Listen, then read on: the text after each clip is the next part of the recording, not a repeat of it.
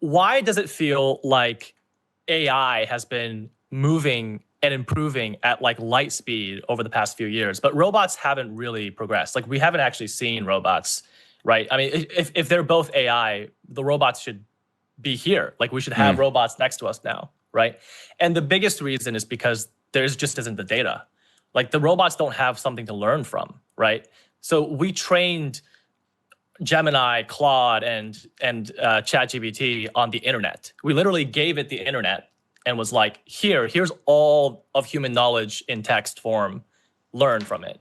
But we don't have an internet worth of visual data for a robot to do. It's a little bit different with autonomous driving. Like that's something that is currently being.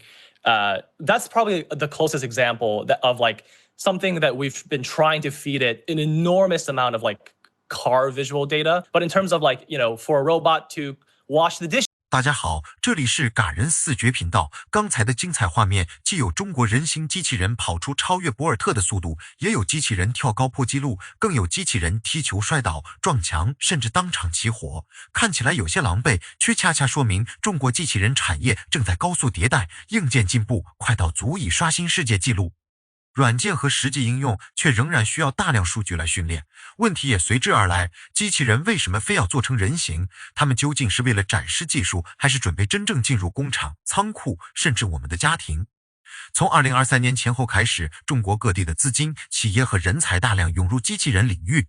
北京举办人形机器人运动会，正是为了把这场产业竞赛摆上台面。可当机器人开始取代劳动力，谁来分配由此产生的财富？中国和美国哪一种制度更能应对大规模失业？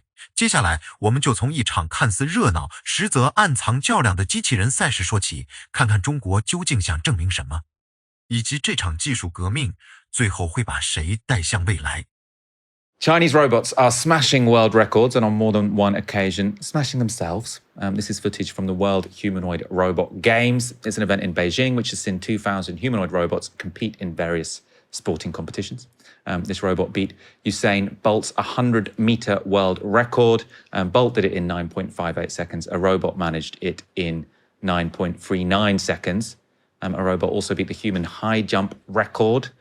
So the record for a human man is 2.45 meters. The robot managed 2.88 meters. There should be noted, it didn't have to clear a bar. It just jumped up and down. So I'm not actually sure it should count, but somewhat impressive nonetheless. There are also giant robotic dogs. They look threatening. I'm not sure what they were doing in terms of the sporting competition, but striking. Dressage? Something like that. I suppose dressage. Yeah, he's doing dressage.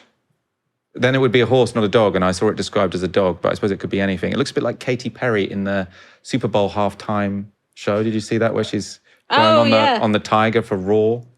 Anyway, in favour of Team Human, when it comes to football, the evidence from Beijing suggests we do still have a while left as the dominant species at the pinnacle of the game. They're not very good at football at all, and they do seem sort of very vulnerable to tackles.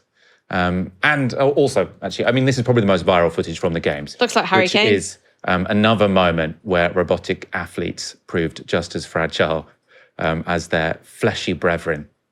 So this is one of those very fast robots who goes straight into the wall, bounces back and sets on fire. It's all pretty captivating footage. And these are videos that have just been all over my timeline this weekend. But what's the point of it all?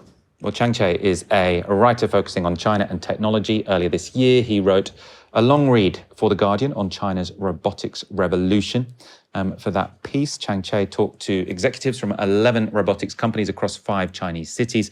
And when I caught up with him earlier, I asked him what China might be trying to prove with the humanoid robot games. I think that China's trying to say that they are here. They have been working to be a technological power since the 1990s when they started on this market takeoff. And since then, they started with, cheap goods like shoes and toys. And now they are dominating in some of the leading technologies of the future, like robots and AI.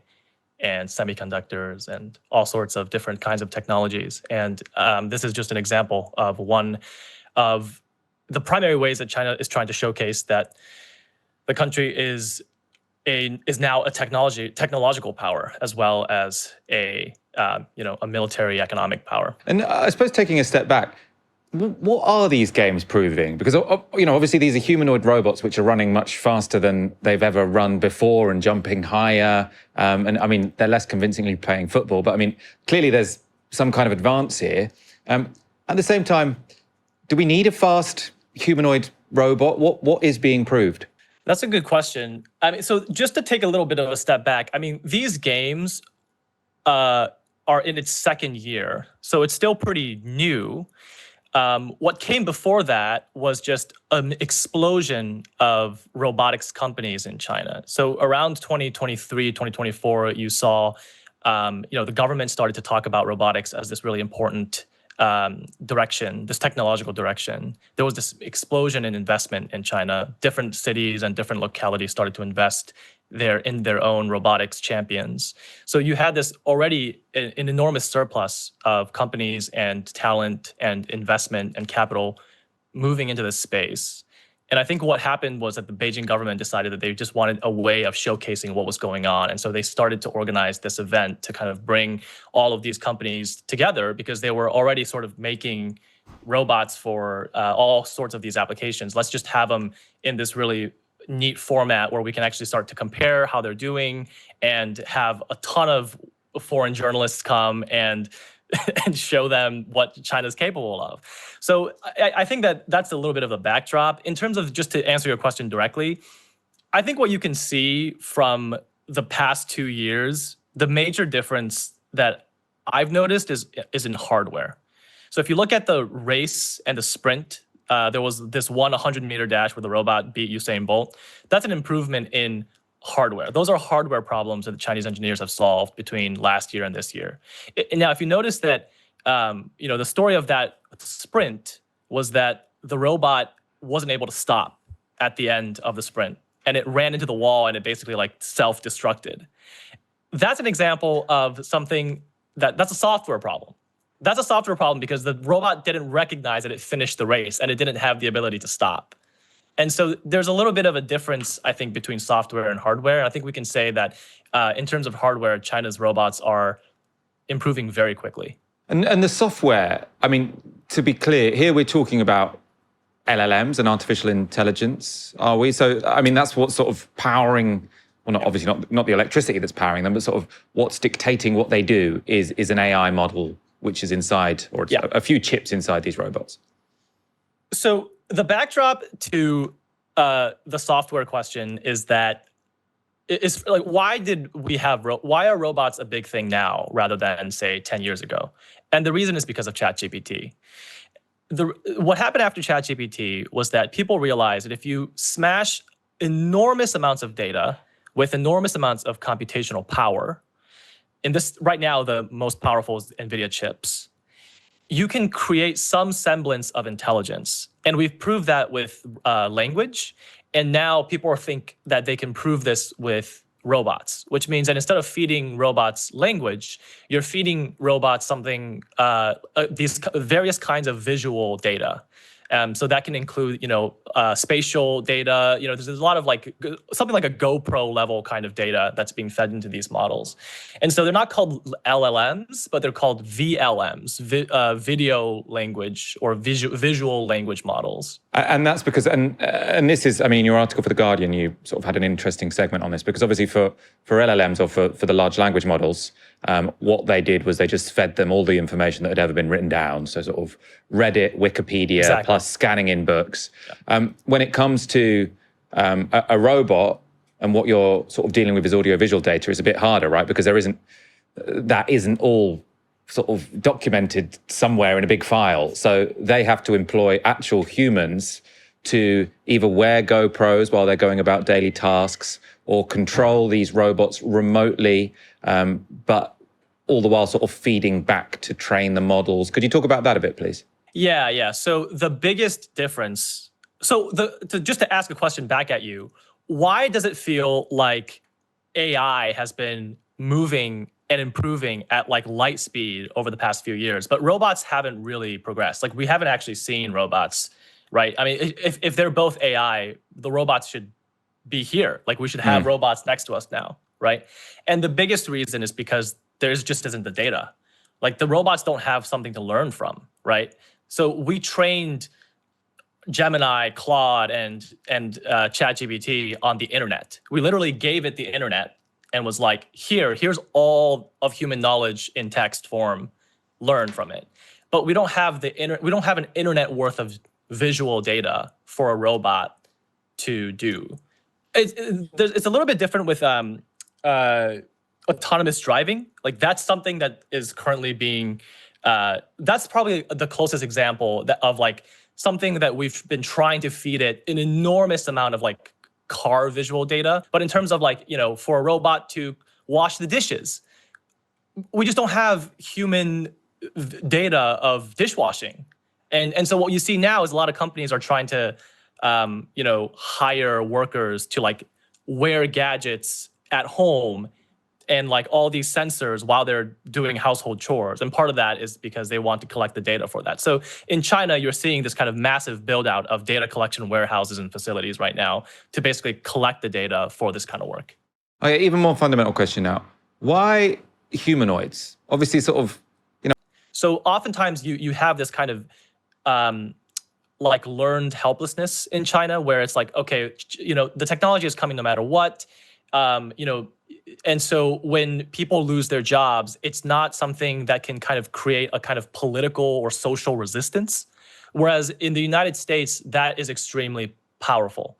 I think it's so in the UK as well. I think in general, just Western countries have a little bit more of this culture of, hey, and you can see this right now with the data center backlash, right? So this is like a really big difference in the United States and China. China just builds data centers. They don't have to deal with the public resistance to that. Americans are extremely pissed off that they're having to share electricity with, you know, these big tech companies coming into their neighborhoods and building massive data centers. So I think that what's going to happen in the next few years is very soon, I think, is you're just going to see a lot more political resistance to this kind of stuff and the rollout of robots. I mean, these are things that I think anybody in the United States has to think about. Like, okay, we're going to build a robot. It's going to replace these workers. What's the political resistance? What do I have to do in order to soften that? That's not a problem that China has to deal with. So I think who is better positioned? The whole country should have ownership over AI. These debates are being played out in public. I think in China, it's, you know, you hear it among economists and you hear the debate within sort of policymaking circles like, okay, you know, at some point, the public is going to be very dissatisfied if all this money is being concentrated by, you know, by capitalists and by our tech companies. Is there a way that we can find a way to distribute? But the way that they will do this is through. 看到这里，我们或许已经能够理解，这场人形机器人运动会真正展示的，并不只是几秒钟的冲刺成绩，也不只是机器人跳得多高、摔得多重。那些冲过终点却刹不住车的机器人，撞上墙后起火的机器人，还有在足球场上被轻轻一碰就失去平衡的机器人。表面上看是充满喜剧效果的失误，实际上却把人工智能和机器人产业最真实的状态暴露了出来。硬件正在飞速进步，但真正决定机器能否走进现实生活的智能判断和协作能力仍然远没有成熟。一台机器人能够跑得比人类更快，并不代表它已经理解了比赛。能够跳得比人类更高，也不代表他知道什么时候应该停下来。他可以完成一个被提前设定好的动作，却未必能够面对现场突然出现的障碍，更未必能够理解环境变化、判断风险，甚至不能像一个普通人那样，在冲过终点之后自然地停下脚步。这正是硬件和软件之间最关键的差距。机械结构可以通过材料、动力系统和控制精度不断升级，但软件需要理解世界，需要大量真实、连续、复杂的经验。语言模型之所以发展得如此迅速，是因为人类已经在网络上留下了海量文字、书籍、新闻、百科。论坛和各种公开资料为模型提供了可以反复学习的样本。可是机器人要学会洗碗、搬运、整理房间，或者在工厂里完成一套复杂工序，不能只靠文字说明。它需要知道物体摸起来是什么感觉，空间距离如何变化，手臂应该用多大力气，遇到意外时应该怎样调整。这些经验过去都储存在人的身体和日常行动里，而不是整齐地保存在某个可以直接下载的数据库中。所以今天我们看到的大量机器人训练场、数据采集中心和远程操控设施，背后其实都在争夺同一种资源，那就是让机器理解现实世界的数据。谁能够更快地收集数据，更高效地整理数据，并把这些数据转化为可靠的行动能力，谁就更有可能在下一阶段的机器人竞争中占据优势。中国在这方面展现出的速度，来自企业数量、工程人才、地方投资、制造能力以及政策推动的共同作用。机器人运动会只是一个窗口，让外界看见这个产业已经从实验室走向了规模化竞争。但我们也必须保持清醒，机器人跑得快不等于机器人有用，参加比赛的数量多也不等于他们已经能够承担真实工作。人形设计确实有它的合理性，因为人类社会的楼梯、门把手、工具、货架和工作空间原本就是按照人的身体来建造的。如果机器人拥有类似人的身体，就不必大规模改造现有环境。不过，人形也可能是一种想象力的投射。企业家相信一台机器可以在工厂工作，晚上回到家照顾孩子，甚至包办几乎所有家务。但从工程角度看，为每一种任务设计专门机器，往往比制造一个什么都想做的人形机器更加实际。这也解释了为什么人形机器人如此受到关注。它不只是一个产品，更像是一张关于未来的宏大蓝图。它承载着科技强国的想象，也承载着资本市场对新产业的期待，更承载着各国对于下一轮工业革命的竞争焦虑。谁能够先把机器人送进工厂、仓库、医院和家庭，谁就可能掌握新的生产效率、新的产业链以及新的国际话语权。然而，技术真正改变的从来不只是机器本身，更深层的问题是，当机器越来越能够替代人的体力劳动，人工智能越来越能够完成部分脑力工作之后，人究竟还能通过什么方式获得收入、尊严和安全感？这场变化最值得关注的地方，也许不是机器人会不会取代人，而是机器人创造出来的财富最终会流向哪里。如果生产效率大幅提高，但收益只集中在少数企业和资本所有者手中，那么技术进步就可能变成社会撕裂的加速器。相反，如果社会能够通过教育、再培训、社会保障、公共服务和合理的财富分配，让更多人分享技术带来的成果，那么自动化也可能成为减少重复劳动、改善生活质量的机会。问题从来不是机器是否会进步，而是制度能否跟上机器进步的速度。中国和美国面对的是相似的技术浪潮，却拥有不同的社会结构和决策方式。中国更擅长集中资源，快速建设基础设施，并以自上而下的方式推动产业升级。美国则拥有更强烈的公共争论、利益博弈和社会反弹。前者可能更快完成部署，后者可能更重视程序、权力与社会协商。但速度并不自动等于正确，程序也不必然能够及时解决问题。谁能更好地处理就业冲击？谁能让普通人相信未来仍然属于自己，恐怕比谁先造出一台会跑步的机器人更加重要。因此，当我们再次看到机器人在赛场上摔倒时，不妨把笑声之外的另一层意思也看进去。他们的跌倒提醒我们，技术并没有想象中那么无所不能，而他们一次次站起来，继续比赛，也说明这场革命不会因为早期的失败而停止。真正的竞争才刚刚开始，竞争的不只是芯片、马达和算法，也包括数据、人才、产业政策，以及一个社会如何面对事业分配和权力变化的能力。未来的机器人可能会越来越稳，越来越快，也越来越像人。但我们更应该追问的是，在机器人越来越像人的同时，人类社会能否变得更加公平、更加有尊严？欢迎在评论区说说你的看法。你认为机器人会先大规模进入工厂，还是会先进入普通家庭？当越来越多工作可以由机器完成时，技术创造的财富应该如何分配？也欢迎大家点赞订阅，观看更多精彩视频。